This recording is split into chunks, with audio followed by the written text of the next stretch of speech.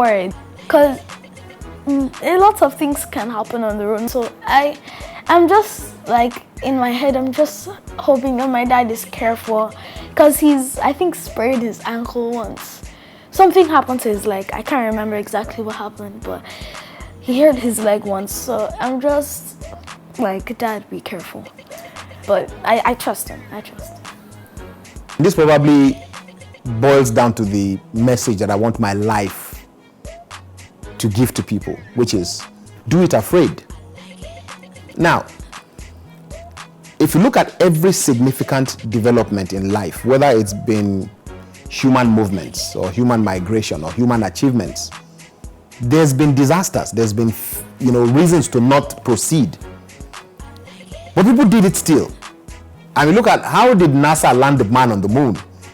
The number of failures that were recorded, the number of tragedies that happened. But they didn't stop until it was done. That's what's up! Don't stop! I just do it afraid. I don't let anything stop me. I just plan. I don't take unnecessary risks. I don't go too fast. I try to be as visible as possible. I take all the precautions, really. But I just don't let fear stop me. And I think it's like that with anything else in life. You're starting a business, you want to get into a relationship, whatever you want to do. There are always reasons for you to reconsider or to stop. But I don't let those things stop me. A lot of times I've started journeys where right from the get-go there were obstacles. What I just do is overcome those obstacles if I can, and I move on. The only thing that makes me stop or turn back is if the motorcycle grinds to a halt. Other than that, I'm gone.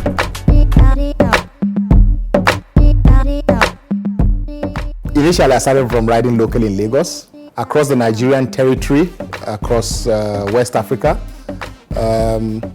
across Africa, some parts of Europe, and in some parts of North America. Riding to the Isle of Man was one of the craziest things we've ever done, And I see myself like a self-appointed ambassador of my country. I want to contribute to the positive narratives that are coming out of this country. That's what challenges me to do the things that I do. To find out for myself what my country is about, to show my countrymen what our country is, and to show the world who we are when we ride. You are not doing this for yourself, but you are doing this for us here in Nigeria, for us in Africa. And if I may dare say, for us all black-bees. We have something called ECOWAS, which is the Economic Community of West African States, right? Which is supposed to be like a block of countries where there's supposed to be cooperation. If you know how difficult it is to cross from country to country within ECOWAS, you won't want to travel by road.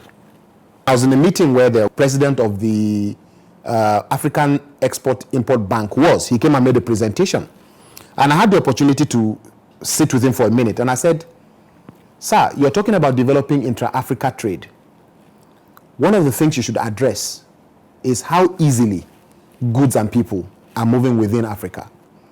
If you can reduce the number of hours that people waste just doing documentation as we cross from one country to another, you probably salvage, loss from perishable goods. So these are practical things that you see as an overlander, somebody who travels on overland. And you're able to take this experience towards contributing, like making suggestions and showing where the real problems are.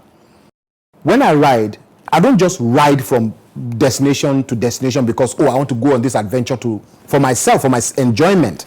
I do enjoy them.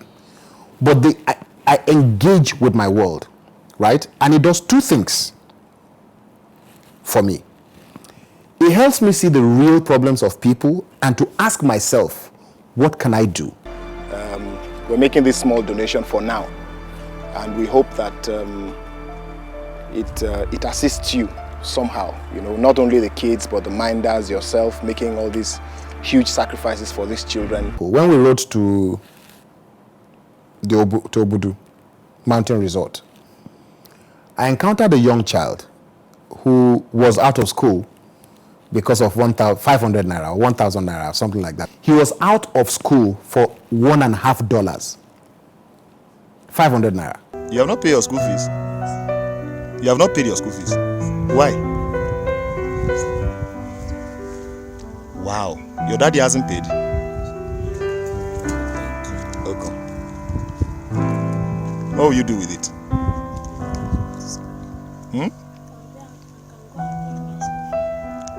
So you go and pay it from that money.